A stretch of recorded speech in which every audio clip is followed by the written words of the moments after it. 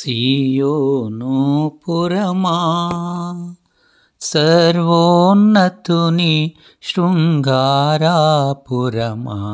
సియోను పురమా శాశ్వతముగదైవా సంకల్పం వైతివి, శాశ్వతముగదైవా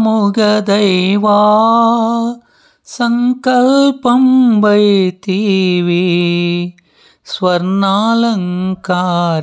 సియోను విభవమును వివరింపగలేము,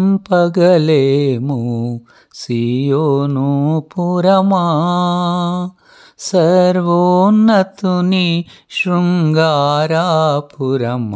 సియోను పురమా. యెషయా గ్రంథము 62వ అధ్యాయము 12వ వచనము. పరిశుద్ధ ప్రజలనియు యెహోవా విమోచించిన వారనియు వారికి పేరు పెట్టబడును. ఆశింప తగిన దానివనియు విసర్జింపబడని పట్టణమనియు నీకు పేరు కలుగును అని సియోన్ నివాసులతో చెప్పుడి. ఈ యొక్క వాక్య భాగములో ఇశ్రాయేలు వారందరూ కూడా దేవుని యొక్క సన్నిధి నుండి తోలివేయబడిన తర్వాత దేవుడు మరల వారిని సమకూరుస్తానని చెప్పినటువంటి ప్రవచన వాక్య భాగములో ఇది ఒక వాక్య భాగము. వారిని దేవుడు పరిశుద్ధ ప్రజలని పిలుస్తూ ఉన్నాడు.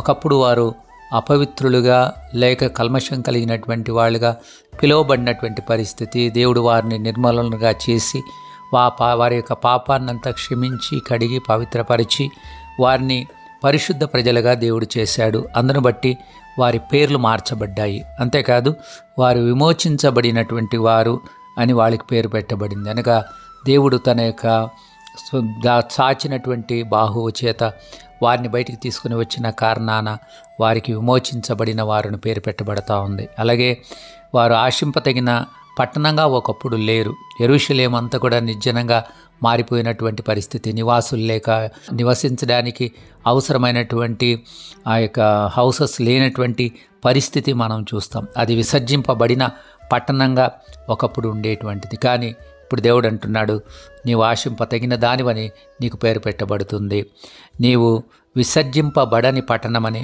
నీకు పేరు కలుగుతుందని దేవుడు చెప్తా ఉన్నాడు. ప్రియమైన స్నేహితులారా, ఎవరైతే ఇలాంటి పరిస్థితిలో ఉన్నారో, మేము దేవుడు మమ్మల్ని వదిలేశాడన్నటువంటి భావన, దేవుడు మా మీద కోపపడుతున్నాడు అన్నటువంటి భావన, మా యొక్క జీవితంలో ఇంకా క్షేమాన్ని చూడలేము అన్నటువంటి భావన కలిగిన వారితోనే మాట్లాడుతున్నాను.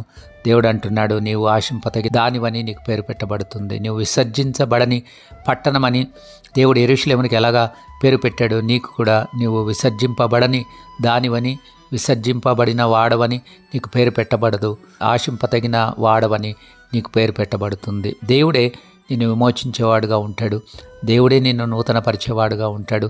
ఇశ్రాయేలు వారిని ఐగుప్తు చెరలో నుండి అలాగే నెబుకద్నెజర్ రాజు చెరలో నుండి విడిపించినట్లుగా దేవుడు మిమ్మల్ని విడుదల చేస్తాడు. విడుదల చేయడానికి ఆయన సిద్ధంగా ఉన్నాడు.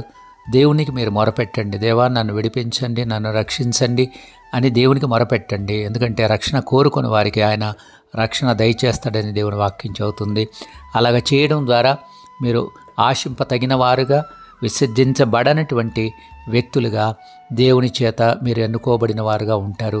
అలాగా చేయడానికి దేవుడు మనందరికీ సమృద్ధి అయిన కృపను అనుగ్రహించునుగాక. మీ సహోదరుడు రెవరెండ్ డాక్టర్ ఎం. ఐజక్.